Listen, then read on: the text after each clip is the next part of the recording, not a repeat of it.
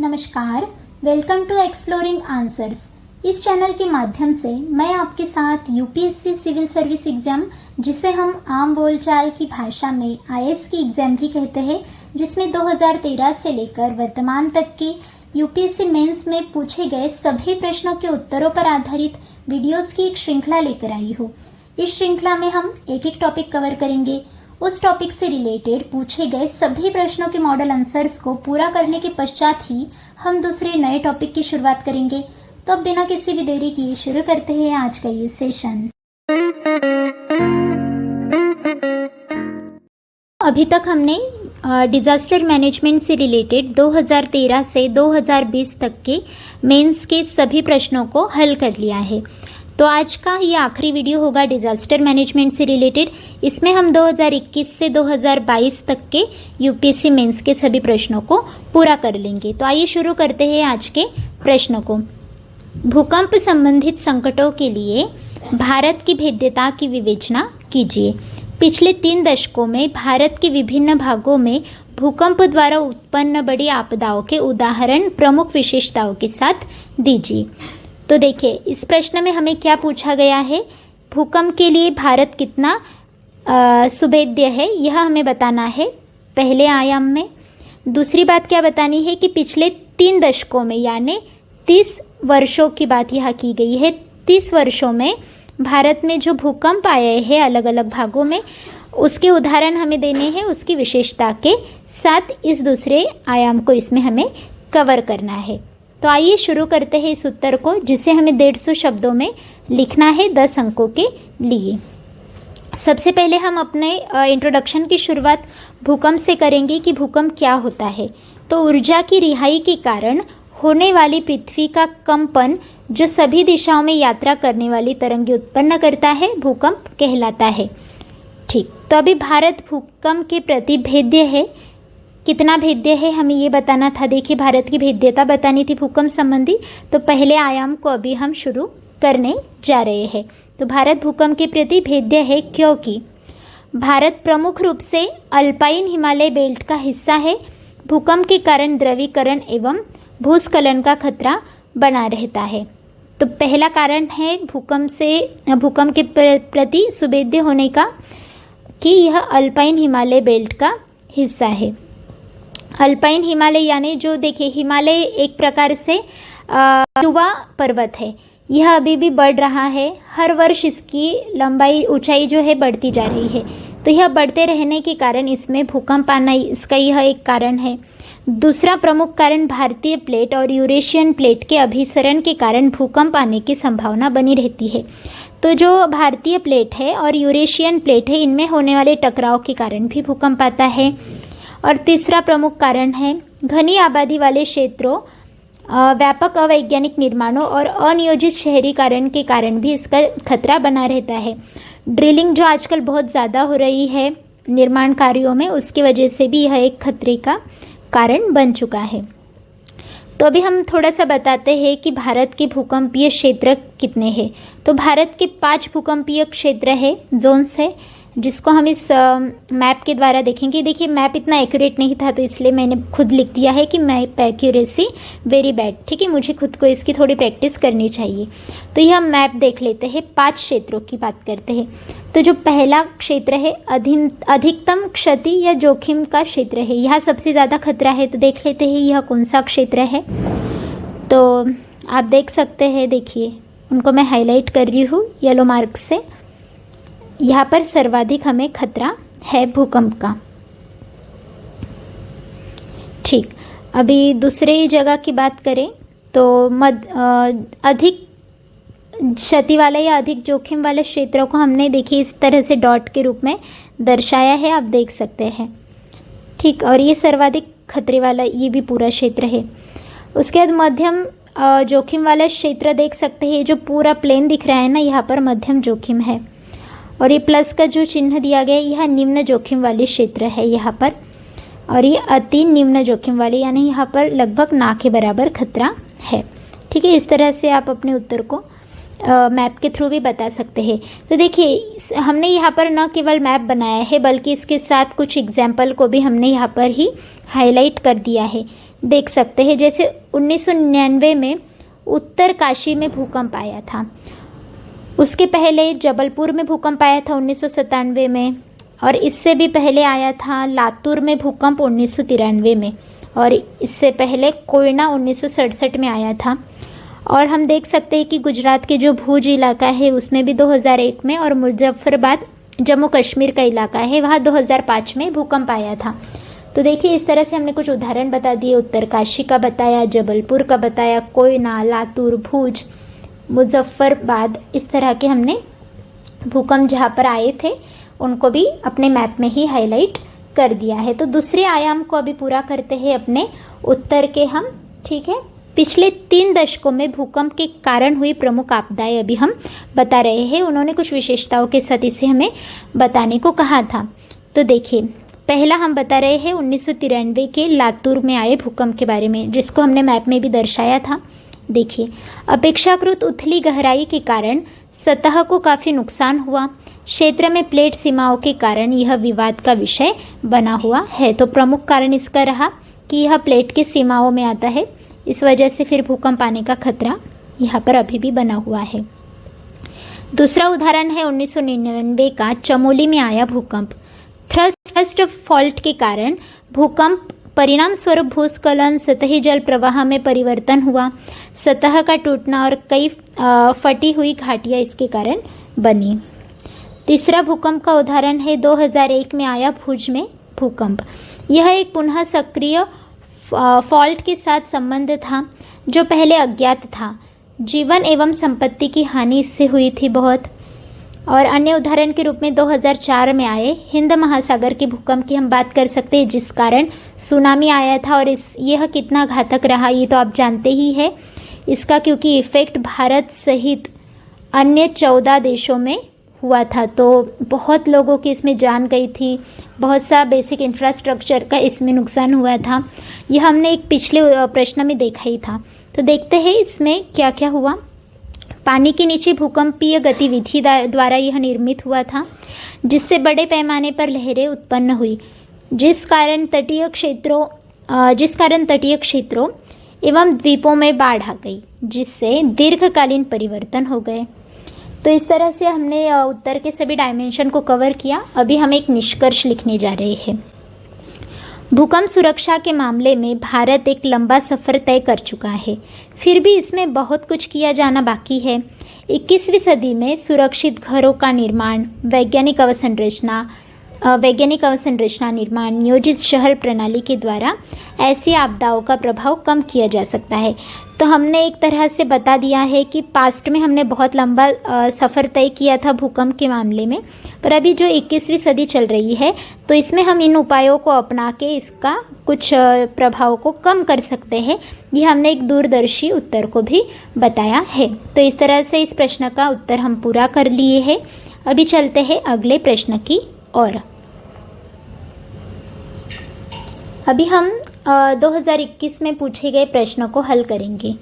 भूस्खलन के विभिन्न कारणों और प्रभावों का वर्णन कीजिए। राष्ट्रीय भूस्खलन जोखिम प्रबंधन रणनीति के महत्वपूर्ण घटकों का उल्लेख कीजिए। तो देखिए इस प्रश्न में हमें क्या कवर करना है, भूस्खलन के कारण और उसके होने वाले प्रभाव को हमें बताना है। और इसके लिए जो राष्ट्रीय भूस्खलन जोखिम प्रबंधन रणनीति है उसके महत्वपूर्ण घटकों को हमें इसमें बताना है। इस प्रश्न के उत्तर को 250 शब्दों में लिखना है, जिसके लिए हमें 15 अंक मिलेंगे। तो आइए शुरू करते हैं इस उत्तर को। यहाँ पर हमने भूस्खलन का एक डायग्राम बना दिया है, जो इससे पहले के भी एक प्रश्न में हमने बनाया था, आपको याद हो तो।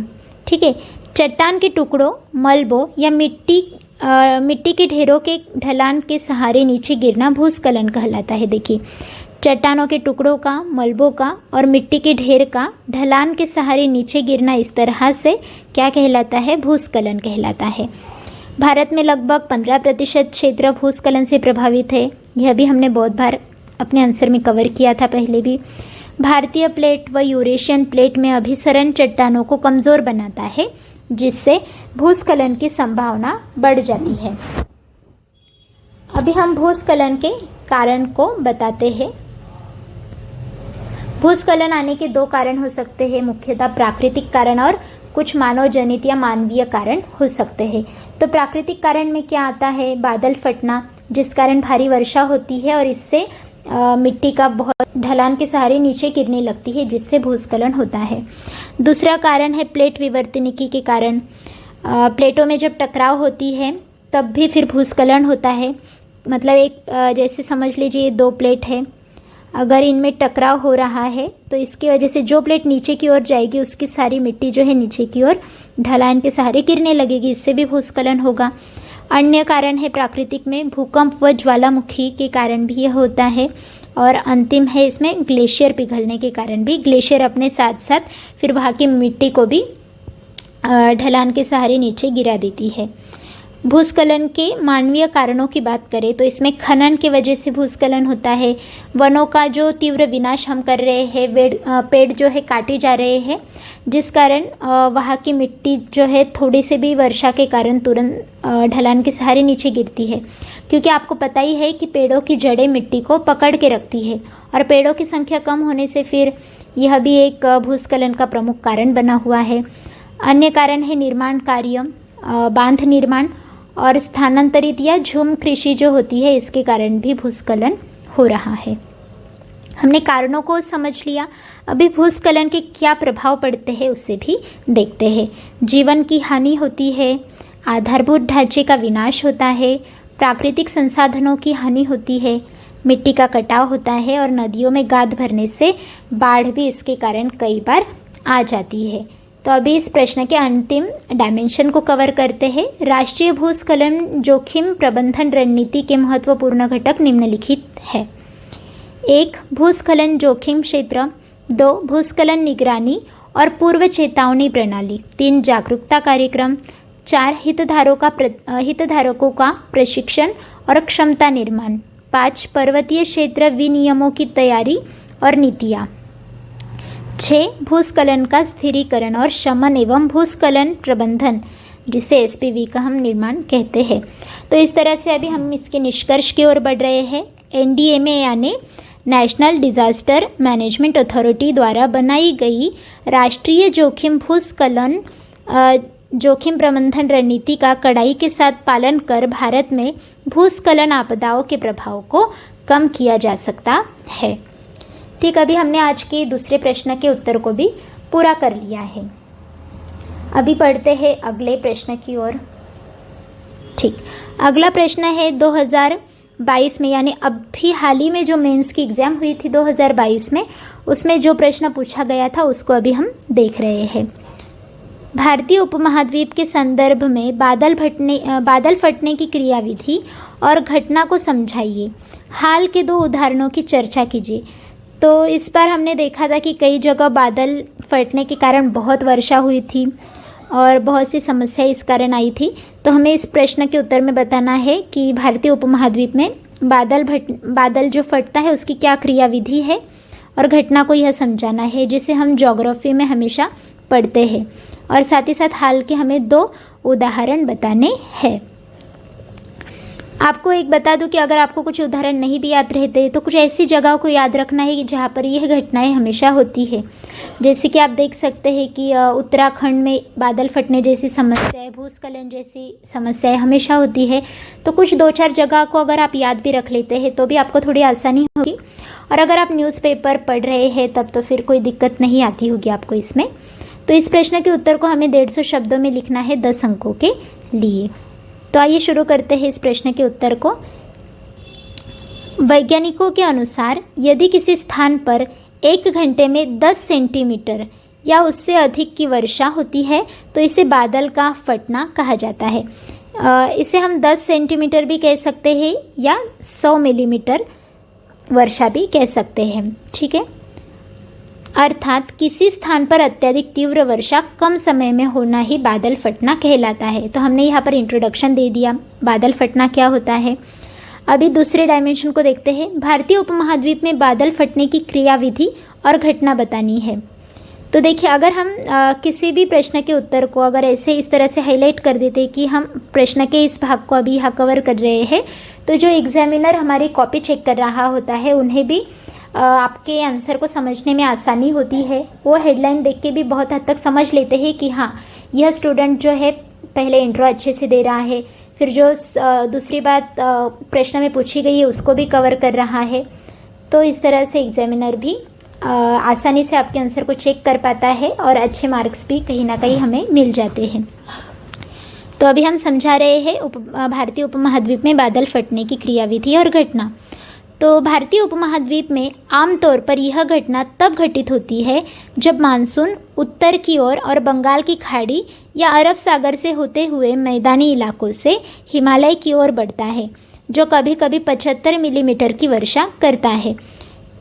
देखिए, बादल फटने की यह घटना पर्वतीय हिमालयी क्षेत्र में गर्म हवाओं के ऊपर उठने के कारण बादलों से टकराती है तथा बादलों की आर्द्रता को द्रवीय रूप में बदल देती है, जिस कारण तीव्र वर्षा होती है। भारत के उत्तर पूर्वी भागों में यह घटना आम बात है, किंतु उत्तराखंड जैसे क्षेत्रों में यह घटना आपदा का रूप भी ले लेती है। तो यहाँ पर हमने एक डायग्राम भी बना दिया था बादल फटने के ऊपर। देख सकते हैं कि यह मान लीजिए कि ये है पहाड़ी इलाका। यहाँ पर ये जो गर्म हवाएं हैं आप देख रहे हैं, ये ऊपर उठ रही है और ऊपर उठते उठते ये हवाएं अपने साथ मतलब आर्द्रता भी लाई है, तो इस कारण इसके वजह से बादल बन रहे हैं। और ये बादल जब एक दूसरे से टकराते हैं तो अचानक तीव्र वर्षा हो जाती है, तो इसे ही हम बादल फटना कहते हैं। तो ये ज़्यादातर हमें कहाँ दिखती है? भारत के उत्तर पूर्वी भागों में दिखती है और मोस्टली पर्वतीय हिमालय क्षेत्र में मिलती है। अब इसके अगले डायमेंशन को देखते हैं, जो हमें एग्जाम्पल उन्होंने पूछे थे वर्तमान के। भारतीय उपमहाद्वीप में बादल फटने की वर्तमान घटनाएं। 2 घटनाएं हम इसमें बता रहे हैं। एक, हाल ही में उत्तराखंड के देहरादून ज़िले में बादल फटने के कारण एक पूरा गांव फंस गया था, जिसकी सूचना मिलते ही राज्य आपदा प्रबंधन की टीम ने गांव में फंसे सभी लोगों को बचाने में सफलता पाई। देख सकते हैं हमने यहाँ पर मैप बना दिया है उत्तर भारत का, जिसमें ये देख सकते हैं आप उत्तराखंड का इलाका है। अभी दूसरा एग्जाम्पल देखते हैं। कुछ ही महीनों पहले जम्मू कश्मीर में अमरनाथ गुफा के पास बादल फटने के कारण लगभग 16 लोगों की मौत हो गई थी एवं कई लोग घायल और लापता हो गए थे। देख सकते हैं यह है जम्मू कश्मीर का इलाका, हमने मैप में बता दिया है। तो अब निष्कर्ष की ओर आ जाते हैं। बादल फटने की यह घटना भारत के कई हिमालयी क्षेत्रों में आपदा का रूप ग्रहण कर लेती है। तो देखिए, हमने इस प्रश्न को भी अच्छे से कवर किया। हमने पहले बादल फटने की घटना को समझाया, फिर इसकी क्रियाविधि और घटना पूरी तरह से एक्सप्लेन की और वर्तमान के उदाहरण भी हमने बताए। अभी देखते हैं अगले प्रश्नों को। यह 2022 में पूछा गया प्रश्न है डिजास्टर मैनेजमेंट का, और इस टॉपिक से रिलेटेड अभी तक का हमारा आखिरी प्रश्न है, क्योंकि इसके आगे के प्रश्नों को अभी हम जब 2023 की मेंस की एग्ज़ाम होगी तब हम कवर करेंगे। ठीक है, देखते हैं फिर इस टॉपिक के आखिरी प्रश्नों को। भारत में तटीय अपरदन के कारणों एवं प्रभावों को समझाइए। खतरे का मुकाबला करने के लिए उपलब्ध तटीय प्रबंधन तकनीकी क्या है, बताना है हमें। तो इसमें 2 पॉइंट कवर करने हैं। एक तो भारत में जो तटीय अपरदन है उसके कारण और प्रभाव बताने हैं हमें, और दूसरे में इसका मुकाबला करने के लिए तटीय प्रबंधन की क्या तकनीक हम अपनाते हैं वह भी बताना है। तो इस प्रश्न के उत्तर को 250 शब्दों में लिखना है 15 अंक के लिए। आइए शुरू करते हैं इंट्रोडक्शन से। National centre for coastal research NCCR द्वारा प्रकाशित की गई एक रिपोर्ट के अनुसार भारत के समुद्री तट का 1/3 हिस्सा 18 वर्षों में समुद्री कटाव से प्रभावित हुआ है। तो देखिए, NCCR की एक रिपोर्ट के अनुसार क्या बता रहा है कि भारत के समुद्री तट का 1/3 हिस्सा 28 वर्षों में प्रभावित हुआ है। कितनी बड़ी बात है। ठीक है, तो इंट्रो हमने दे दिया थोड़ा सा। अभी हम आगे बढ़ते हैं अपरदन के कारणों की ओर। तटीय अपरदन के कारण: 1. समुद्री लहरों के कारण रेत का बहाव। 2. भारी वर्षा के कारण तटीय भूस्खलन। 3. नदियों के किनारे बंदरगाहों एवं बांधों का निर्माण। 4. रेत खनन, प्रवाल खनन। और 5 ग्लोबल वार्मिंग के कारण सुनामी एवं बढ़ते चक्रवात। तो यह तटीय अपरदन के कारण है। ज़रूरी नहीं है कि हमें उत्तर के पूरे उत्तर को हमेशा पूरे सेंटेंस में ही लिखना है। कई जगह हम ऐसे ही शॉर्ट पॉइंट में हमारे उत्तर को लिखना चाहिए, क्योंकि इससे एग्जामिनर भी आसानी से आंसर पढ़ता है, उन्हें भी बहुत ज़्यादा समस्या नहीं आती। साथ ही साथ हमारा एग्ज़ाम के वक्त टाइम भी बच जाता है। ठीक है। और फिर क्योंकि हमें 20 प्रश्नों को पूरा करना होता है, तो कुछ उत्तर को हमें इसे ही छोटे छोटे पॉइंट्स में कवर कर लेना चाहिए। अभी तटीय अपरदन के प्रभाव को देखते हैं। तटीय अपरदन के कारण मनोरंजक गतिविधियां जैसे पिकनिक, मछली पकड़ना, नौका विहार आदि प्रभावित हो सकते हैं। और दूसरा प्रभाव है तटीय समुदाय की आजीविका पर भी इससे बुरा असर पड़ सकता है। ठीक, अभी देखते हैं फिर इसके लिए क्या तकनीक है। तो तटीय प्रबंधन की तकनीकें देखते हैं। हमने देखिए एक भारत का तटीय क्षेत्र इस मैप के थ्रू दिखा दिया है। यह पूरा है अरबी समुद्र के आसपास का तटीय क्षेत्र, और ये है बंगाल की खाड़ी का आसपास का क्षेत्र। यहाँ पर अंडमान निकोबार है, यहाँ लक्षद्वीप है। ठीक, देखते हैं फिर तकनीकें क्या है इसकी प्रबंधन की। एक, कृत्रिम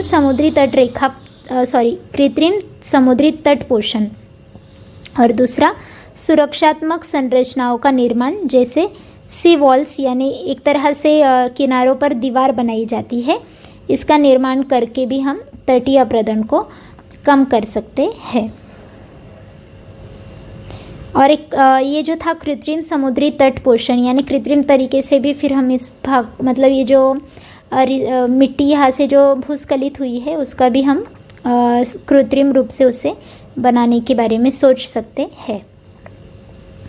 और क्या तकनीकें हैं भाई इसमें? तो तीसरी तकनीक है समुद्री तट भूजल निकासी प्रणाली का नियंत्रण करना चाहिए। चौथा, वनस्पति रोपण, मैंग्रोव वृक्षों की संख्या बढ़ाना। हमें आमतौर पर इस तरह के प्राकृतिक उपायों पर ही ज़्यादा ध्यान देना चाहिए, क्योंकि देखिए वनस्पति हमेशा मिट्टी को पकड़े रखती है, उसकी जड़ें जो होती है उसके कारण फिर भूस्खलन जल्दी होता नहीं है, और तटों की रक्षा करने में यह बहुत ही सहायक होती है। खास तौर से जो मैंग्रोव वृक्ष होते हैं, इसकी जो जड़ें होती है ज़मीन से फिर ऐसे ऊपर की ओर आके वापस जाती है, तो एक दीवारनुमा संरचना भी यह निर्मित करती है। अगला उपाय हो सकता है कि जियो सिंथेटिक ट्यूब का उपयोग हम इसके लिए कर सकते हैं। इसे समझने के लिए आप थोड़ा गूगल कर लीजिए, थोड़ी मेहनत आपने भी करनी चाहिए। ठीक है। इसके साथ ही तटीय अपरदन पर नियंत्रण रखने हेतु भारत सरकार द्वारा भिन्न कदम उठाए गए हैं। तो जैसे हमने अभी तक नॉर्मली तकनीकें तो बता दी कि किस तरह से हम तटीय अपरदन को कम कर सकते हैं, पर हमारी भारत सरकार क्या कर रही है इसे भी हमें थोड़ा बताना चाहिए। ठीक है, तभी तो हम लगेंगे एक जागरूक विद्यार्थी जो अपने सरकार क्या क्या फिर इसके लिए उपाय कर रही है उस पर भी गौर करते हैं। ठीक है, देखते हैं। तो एक राष्ट्रीय सतत प्रबंधन केंद्र सरकार द्वारा स्थापित किया गया है। इसका उद्देश्य पारंपरिक तटीय और द्वीप समुदायों के लाभ और भलाई के लिए भारत में तटीय क्षेत्रों के एकीकृत एवं टिकाऊ प्रबंधन को बढ़ावा देना है। दूसरा है एकीकृत तटीय क्षेत्र प्रबंधन योजना। यह भौगोलिक एवं राजनीतिक सीमाओं सहित तटीय क्षेत्र के सभी पहलुओं के संबंध में एक एकीकृत दृष्टिकोण का उपयोग करके तट के प्रबंधन के लिए एक प्रक्रिया है। भारत सरकार द्वारा अपनाया गया और एक कदम है तटीय विनियमन क्षेत्र। भारत के तटीय क्षेत्र में गतिविधियों को नियमित करने के लिए 1991 में तटीय विनियमन क्षेत्र यानी CRZ अधिसूचना जारी की गई थी। तो अंतिम में आप लिख सकते हैं निष्कर्ष के तौर पर कि तटीय अपरदन को रोकने हेतु इस तरह की तकनीकों का इस्तेमाल कर इसे हम रोक सकते हैं। साथ ही साथ भारत सरकार द्वारा भी इसके लिए कुछ कदम उठाए गए हैं। तो इसका भी प्रभावी अगर क्रियान्वयन हो तो बहुत सहायता हमें इसमें मिल सकती है। इस तरह से आप कुछ निष्कर्ष लिख दीजिएगा लास्ट में। तो इस प्रश्न को भी हमने अच्छे से कवर कर लिया है, इसके सारे डायमेंशन को। इसमें हमने एक अच्छा सा वेटेज दिया था जिसमें हमने कुछ इम्पोर्टेंट बातें लिख दी थी। साथ ही साथ इसके कारण भी बताए थे, इसके प्रभाव भी बताए थे, तकनीकें भी बताए थे इसके प्रबंधन के लिए, और इतना ही नहीं हमने भारत सरकार द्वारा उठाए गए कदमों को भी बताया था। तो फ्रेंड्स, इसके साथ ही फिर डिज़ास्टर मैनेजमेंट से रिलेटेड 2013 से 2022 तक के यूपीएससी मेंस में पूछे गए सभी प्रश्नों के उत्तरों को हमने कवर किया है। इस वीडियो को देखने के साथ ही आप खुद भी इन प्रश्नों को अपने हिसाब से हल कीजिए। आपको क्या करना है, जब भी आप किसी टॉपिक को कवर करते हैं तो उस टॉपिक की थ्योरी को आपको अच्छे से पढ़ लेना है। आप अगर कोई बुक पढ़ रहे हैं या किसी कोचिंग के नोट्स पढ़ रहे हैं तो उसमें आपको अगर हाईलाइट करना आपको आसान लगता है तो आप बस उसमें इंपॉर्टेंट पॉइंट को हाईलाइट कीजिएगा, या फिर आपको लगता है कि नहीं मैं शॉर्ट नोट्स बना लूँ तो ये मेरे लिए ज़्यादा सुविधाजनक है, तो आपको नोट्स बना लेने चाहिए। ठीक है, जब आप फिर नोट्स बना लेते हैं या हाईलाइट कर लेते हैं उसके बाद आपको उसे 1 या 2 बार अच्छे से रिवाइज करना चाहिए। जब आपकी थोड़ी रिवीजन हो जाती है तब आपको फिर प्रीवियस ईयर क्वेश्चन की ओर बढ़ना चाहिए। फिर आपको प्रीवियस ईयर क्वेश्चन को स्वतः हल करना है और देखना है कि आप कितना सहज महसूस करते हैं उन्हें सॉल्व करने में। और ये जो वीडियो मैंने बनाए हैं यह सिर्फ आपको मॉडल आंसर्स के रूप में मैंने बताए हैं। इसको आप और भी बेहतरीन आंसर के रूप में लिख सकते हैं और कमेंट सेक्शन में बता सकते हैं कि इनमें हम और क्या क्या लिख सकते थे।